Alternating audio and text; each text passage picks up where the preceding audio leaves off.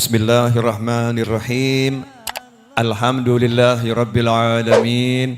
Allahumma salli wa sallim ala Sayyidina Muhammadin miftahi babi rahmatillah amdada ma fi ilmillah salatan wa salaman daimaini bidawami mulkillah wa ala alihi wa sahbihi. Allahumma salli ala Sayyidina Muhammadin salatan taftahu biha lana futuhal arifin wa tufaqihuna biha fid din wa ala alihi wa sahbihi. Assalamualaikum warahmatullahi wabarakatuh. Alhamdulillah, sore hari ini Allah pertemukan kita kembali di Majlis Ar-Raudhah dalam keadaan sehat walafiat. Mudah-mudahan yang kurang sehat jadi sehat, yang sakit jadi sembuh, yang sehat enggak sakit. Nah, semuanya bisa taat, hidup bahagia, panjang umur, kelak wafatnya husnul khotimah. Amin, Allahumma amin. Sahabatku dimanapun antum berada, khususnya ibu-ibu yang berada di Majlis Ar-Raudhah sore hari ini. Saya mau ngomong apa juga nggak ngerti. Baru nyampe dari Jakarta ya, Yang saya tahu sekarang ini saya pengen duduk, pengen ikut cari ilmu. Ya itu yang saya tahu. Pengen duduk, pengen ikut cari ilmu. Karena hidupnya manusia ini kalau menyitir lagunya Mbah Surip, bangun tidur, tidur lagi. Bangun tidur, tidur lagi. Kan begitu ya. Ya cuman itu hidup. Melek, merem, melek, merem, melek, merem. Pertanyaannya, apa yang kita lakukan dari mulai bangun tidur sampai tidur lagi itu apa?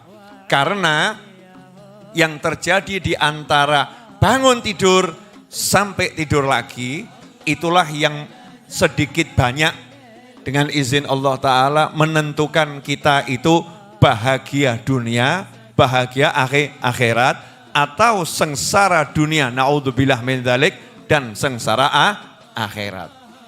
Nah kalau kita pengen dunianya bahagia, akhiratnya bahagia, itu syarat nomor satu adalah sadar diri, ya sadar diri kalau punya Tuhan. Sadar diri kalau punya Allah. Sadar diri kalau kita ini hanya makhluk. Kita ini hanya ciptaan. Ora iso apa-apa. Tidak bisa berbuat apa-apa. Tapi punya Allah. La ilaha illallah. Yang ada cuman Allah. Yang bisa cuman Allah. Yang punya cuman Allah. Dan kita tidak bisa apa-apa, tidak punya apa-apa. Kalau sadar begitu, hidupnya pasti enak. Kok bisa, Beb?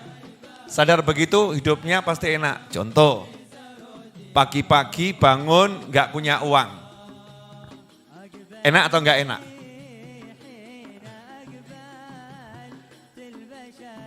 Seperti saya sekarang ini, baru landing dari pesawat, dikabari sama anak-anak, Bib minta maaf, TV-nya kesenggol scaffolding jadi pecah itu pojok itu. Iya. Itu enak atau enggak enak itu? Enggak enak ya? Enggak enak. Enggak punya duit? Enggak enak. Kalau kita merasa enggak punya Tuhan, naudzubillah min dzalik, jadinya enggak enak. Kalau punya Tuhan, punya Allah, ya enak. Kenapa? Begitu enggak punya duit, punya Allah. Nah, yang punya jagat raya siapa? Allah. Yang bisa ngasih rezeki siapa? Allah. Berarti tinggal ngapa? Minta. Allahumma TV pecah. Kan begitu ya. Ya Allah TV-nya pecah.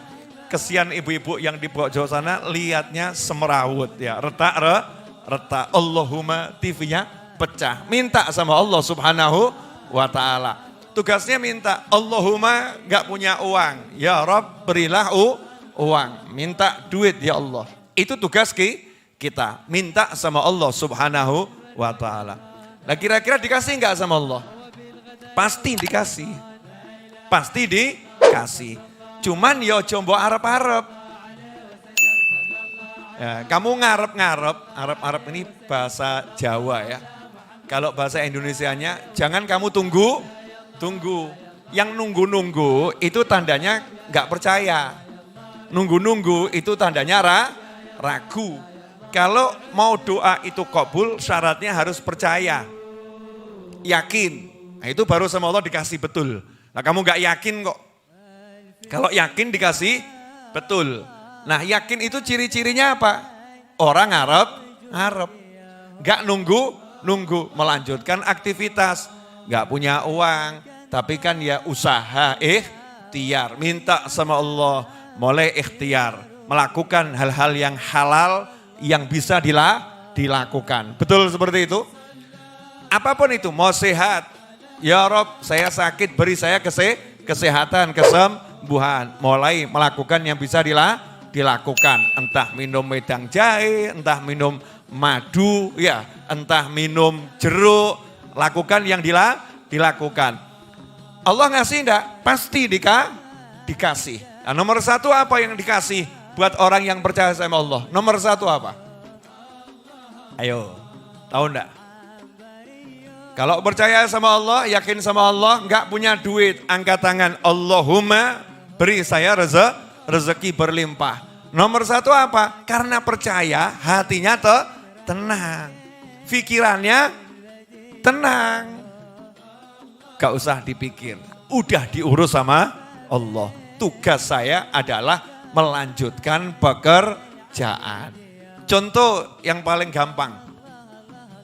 Tadi dari rumah ke sini, tiba-tiba sampai sini atau ada prosesnya? Ada prosesnya. Prosesnya apa? Ada yang naik sepeda ontel, ya. Ada yang naik motor. Ada mungkin yang naik mobil. Ada yang mungkin miber. Saya kan miber. Ya. Saya hari ini terbang dari Jakarta ke Solo. Betul kan ya? Ada yang terbang. Ada prosesnya. Betul? Jenengan kenapa kok keluar dari rumah tenang? Bismillahirrahmanirrahim. Betul ya? Ya Allah, saya mau keluar. Bismillahirrahmanirrahim. Allah, la haula wa la quwata illa billahil aliyyil azim. Pokoknya saya mau berangkat, ya Rob minta selamat. Enggak banyak mikir. Coba kalau orang enggak pasrah sama Allah, enggak minta sama Allah. Kebanyakan mikir. Arab mabur. Engko pesawatnya jiglok bi. Gak sido mabur. Ganti naik kereta api. Nah, nanti kalau keretanya relnya anjlok gimana? Ganti naik bis. Nah kalau supirnya ngantuk ketiduran terus gimana? Ganti jalan kaki. Nah, nanti kalau ada orang lamun nabrak saya gimana? Terus mati osisan gitu ya. Urip kok kakean mikir. Itu belum mati sudah mati. Udah nggak bisa hidup. Hidup. Mati itu kan nggak harus istilah mati yang saya maksud. Bukan artinya meninggal dunia. Tapi tidak merasakan kehidupan. Kenapa? Gak percaya sama Allah subhanahu wa ta'ala. Gak yakin sama Allah subhanahu wa ta'ala. Kalau percaya, kalau yakin, selesai masalah. Contohnya ilmu ikan. Itu ikan yang ada di situ. Ada ikannya ya. Baru 4 ikannya. Cita-cita 50. Biar rupiah gitu hasilnya. Baru 4. Ikan yang di situ tuh sak kotak. Sebetulnya dia kalau bergerak ke sana kan kena tembok. Mentok ke sana kena tembok. Ke sana kena tembok. Ke sana kena tembok. Tapi saya nggak pernah lihat ikan itu nabrak tembok. Nggak pernah. Yang ada marani tembok terus dia cari makanan di tembok. Nggak pernah. Ikan itu terus nabrak. Duak. Nggak pernah. Seumur-umur saya punya kolam itu ya. Nggak pernah lihat ikannya nabrak tembok. Tembok lah ya, nggak pernah. Yang ada mendekati tembok, mengurangi kecepatan, menikmati cari makanan di situ. Entah lumut, entah apa, betul kan ya? Dipepet, muteri lagi, minggir. Nggak nabrak tembok. Nah kita ini hidup, ada tembok di depan, mau marani kok.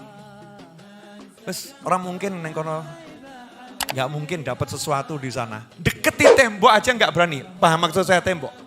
Ada hambatan, ada masalah, ya, ada batasan. Itu nggak berani deketi, ngedohi. Akhirnya hidupnya bagaimana? Ke kanan masalah, ke kiri masalah, maju masalah, mundur masalah. Akhirnya mati ngadeg. Gak bergerak kemana-mana, diem. Percuma saya ke sana nggak akan ada hasilnya. Percuma saya ke sana nggak akan ada hasilnya. Percuma saya ke sana nggak akan ada hasilnya. Percuma saya ke sana nggak akan ada hasilnya. Akhirnya diam saja. Na'udzubillah min dzalik. Kok kalah sama ikan. Sudah sadar dikelilingi tembok, ikan itu masih asyik bergerak menikmati yang bisa dia nikmati. Muter-muter. Bahkan tempatnya kecil berani loncat-loncat. Cus. Betul ya? Lah kita ini manusia kok tidak bisa menikmati bumi Allah yang gedenya segini. Karena pikirannya dikasih tembok. Gak duit. Pikirannya dikasih tembok. Gak punya uang. Pikirannya dikasih tembok. Ada masalah. Pikirannya dikasih tembok. Aku sakit. Nah sementara kita banyak ketemu orang sakit, bisa menikmati bumi yang indahnya luar biasa. Lah kok yang satu ini sakit, terus sama ngelus dodo, kapan matiku yo? Masya Allah. Ini kan na'udzubillah min dzalik. Lupa lagunya Mbah Surip, bangun tidur lagi. Bangun tidur lagi. Hidup itu ya cuman seperti itu. Dibatasi oleh waktu, tenaga juga dilimit, dibatasi. Nikmatnya mulut juga dibatasi. Semua dikasih batas oleh Allah Subhanahu wa ta'ala. Tapi yo nikmatono. Simple caranya, enggak punya tinggal minta. Enggak kuat minta tolong. Gampang ya? Ilmunya bayi itu loh. Yang kemarin saya jelaskan waktu pengajian hari Jumat itu ya. Bayi itu nggak iso ngomong, isone oe kok yo. Tapi ibu bapaknya kok yo paham ya. Oh, butuh ASI. Paham, betul? Oh, itu buang hajat itu. Entah kecil atau besar. Oh, ngantuk. Ya kan? Ngantuk. Dari oe-oe-nya saja paham. Padahal cuman sama. Sak jagat nggak ada bayi yang kemarin saya sampaikan. Saya belum pernah ketemu bayi yang nada begini. Ada enggak? Tidak ada. Betul kan ya? Ada enggak bayi? Ada? Tidak ada. Pernah ketemu belum? Belum. Nah ini bayi gerang. Yang ada yang begitu bayi gerang. Lo bayi cuma satu kata, nadanya sak jagat sama, tapi didengar, yang dengar bisa menghasilkan pemahaman yang beda dan nurut sama bayinya. Hebat ya. Betul enggak? Lah Anda ini sama saya gerang seperti ini. Disuruh bengok sama Allah Ta'ala jalu gitu ya. Bisa ngoceh model macam-macam. Bisa ngomong macam-macam, tambah ngomong ora mungkin. Tidak mungkin. Memang jatahku hidup susah. Ono loh yang gitu ya. Kita bilang, kamu tuh, enggak, memang jatah saya itu penuh musibah. Masya Allah. Na'udzubillah min dzalik. Ini bab yang pertama. Bab yang kedua. Ya asal ngomong aja kok. Yang juga enggak ngerti yang mau diomongkan apa. Yang penting cari manfaat. Bu, dikasih masalah itu enak atau enggak enak? Gak enak ya, gak enak. Nah cuman orang yang lagi dalam masalah itu lagi diberi sesuatu yang enak. Kalau paham. Makanya pahamlah sehingga nggak perlu diberi masalah. Nah kadang-kadang dikasih masalah, nggak paham, paham. Akhirnya dikasih masalah terus. Biar apa? Biar akhirnya paham. Biar akhirnya paham. Bisa ngobrol, ya bisa ngobrol sama Allah. Mahal atau murah? Kok murah? Gini loh gini, maksudnya bukan harganya itu, nilainya. Jenengan bisa ngobrol sama presiden, istimewa atau enggak istimewa? Istimewa. Jenengan diajak ngobrol sama presiden, viral atau enggak viral? Viral. Betul kan ya? Diajak ngobrol, disapa sama presiden, maka semua pengen ngerti siapa orang ini. Betul? Nah, jenengan diperintah sama Allah, ngobrol loh mbak aku. Gak digagas Gusti Allahnya. Allahnya gak direken. Allahnya gak dipandang, Allahnya gak dilihat, Allahnya gak dianggap.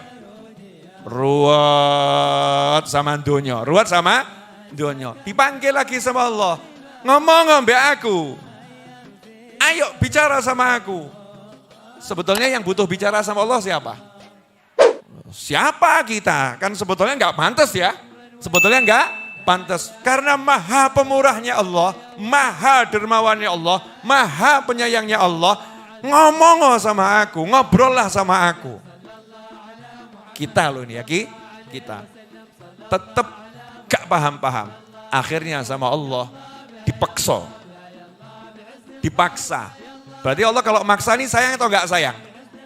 Sayang atau gak sayang? Sayang, dipaksa kayak loro panas. Sehari, masih ngandalkan obat penurun panas. Lewis tak kei dalan tak paksa kok sing diling obat ora aku. Udah aku paksa kok justru yang diajak bicara obat bukan saya. Panasnya dibuat tambah tinggi. 2 hari, 3 hari ke dokter. Minum obat, gak waras-waras. Baru ngomong, Allahumma lah. Kenapa enggak dari kemarin? Allahumma. Nah sekarang ngobrol loh sama aku, ngobrol sama saya, ngobrol sama Allah subhanahu wa ta'ala. Mulailah hamba ini ngobrol. Berarti lagi dikasih kenikmatan atau bukan kenikmatan? Kenikmatan. Makanya jangan nunggu dikasih sakit, jangan nunggu dikasih masalah, jangan nunggu dikasih ruwet, baru nikmat ngobrol sama Allah. Dari sekarang waktu seneng ngobrol lah dengan Allah subhanahu wa ta'ala. Sebagaimana disebutkan dalam hadis, siapa yang ingat kepada Allah di saat dia bersukaria, maka kalau dia susah, Allah yang ingat sama dia. Paham maksudnya enggak? Nabi Yunus waktu belum masuk perut ikan paus itu ahli sholat, ahli zikir. Ahli sholat, ahli zikir.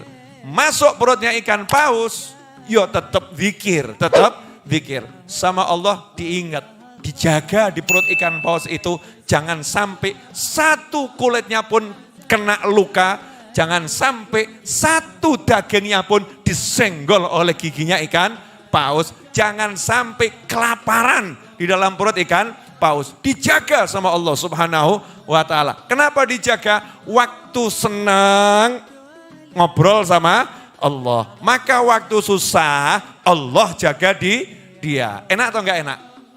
Enak. Lah kita waktu seneng lali yuk. Lupa, enggak mau ngobrol sama Allah. Enggak mau cerita sama Allah. Ya Allah alhamdulillah gitu ya. Sudah dapat karpet baru misal begitu ya. Karpet baru alhamdulillah ya Rob, karpetnya bagus, karpetnya enak alhamdulillah. Kalau waktu seneng kita ngobrol, nanti waktu susah TV remuk begitu ya. Jangan khawatir, nanti Allah yang ngurus. Allah yang ngurus, selesai. Ya selesai. Bagaimana kita bisa menimbulkan keyakinan semacam itu? Ya dilatih. Ya dilatih. Kalau enggak dilatih tidak akan bisa dilatih. Dan sebetulnya kita itu sudah ahli, cuman lali. Sudah ahli, cuman lupa. Makanya perintahnya di Al-Quran, fadzakir, fadzakir, fadzakir. Ingatkan, ingatkan. Fa inna dzikra tanfa'ul mu'minin. Karena orang-orang beriman tuh kalau diingatkan nanti manfaat itu. Kelingan nanti. Kalau bahasa saya kita lagi amnesia. Lupa ingatan. Nanti kalau diingatkan, begitu ingat jati dirinya, Masya Allah. Ya bisa macam-macam. Lah kenapa? Karena sudah pernah. Ya sudah pernah jadi bayi, udah pernah belum? Sudah pernah jadi bayi. Berarti udah ahli minta. Ahli ngobrol dengan Allah. Tapi lali, lupa caranya. Maka ketika udah gerang, diingatkan sama orang-orang, jalu bingung. Lah piye carane? Caranya minta bagaimana? Kaya bayi. Lah bayi yang jaluk piye? Lah awakmu tahu tadi bayi. Bayi kalau minta bagaimana? Kamu kan pernah jadi bayi. Lali. Ya udah diingatkan. Diingatkan bagaimana caranya bayi minta. Bayi kalau minta nggak pernah mikir. Lapar, betul ya? Lah kita lapar, ora duwe duit. Piye ki engko? Mangan apa? Ora duwe duit. Nanti makan apa? Lah mbok angkat tangan, Allahumma beri saya rezeki makan halalan thayyiban. Saya kalau mau parkir mobil di satu tempat, di mall atau di gedung gitu ya. Itu ya cari parkir, tapi nomor satu Allahumma paringi parkir. Ya Allah, minta parkir yang enak. Mau cari tempat makan di satu kota, di kampung atau apa? Ya Allahumma beri tempat makan dan makanan yang enak, yang halal, yang sehat, yang bawa berkah. Minta gitu loh. Ojo rumongso, gak duit. Saya punya duit, bisa berhenti dimanapun saya mau. Makan dimanapun saya mau. Nah ini manusia yang lupa diri, kurang ajar. Na'udzubillah min dzalik. Allahnya dilupakan. Makanya yang rajin ngobrol sama Allah. Ibu-ibu siap ngobrol sama Allah? Nah nanti kalau udah rajin ngobrol sama Allah, gak perlu ngobrol sama suami. Maksudnya gak perlu ngobrol sama suami bagaimana? Gak usah gersuloh, paham kan? Ya percuma dirimu bilang sama suamimu, Mas, minyaknya habis, minta duit, percuma. Kalau suaminya memang gak punya duit. Kalau udah tahu suaminya gak punya duit, gak usah diajak bahas duit. Lebih baik lapor sama Allah. Sekalian suaminya dilaporkan. Allahumma, bojoku gak ada duit. Saya juga gak punya uang ya Rob. Tolong beri kami rezeki. Enak. Jadi ketemu suami gak bahas duit endi. Akhirnya ketemu mumet, hasilnya benjut. Bisa terjadi perkelahian ya. Tapi kalau sudah setel kendo semua, udah tak pasrahkan sama Allah. Ketemu itu lain. Yang dinikmati adalah ngobrol yang enak. Jelas semuanya? Alhamdulillah, jazakumullah khairan. Wassalamualaikum warahmatullahi wabarakatuh.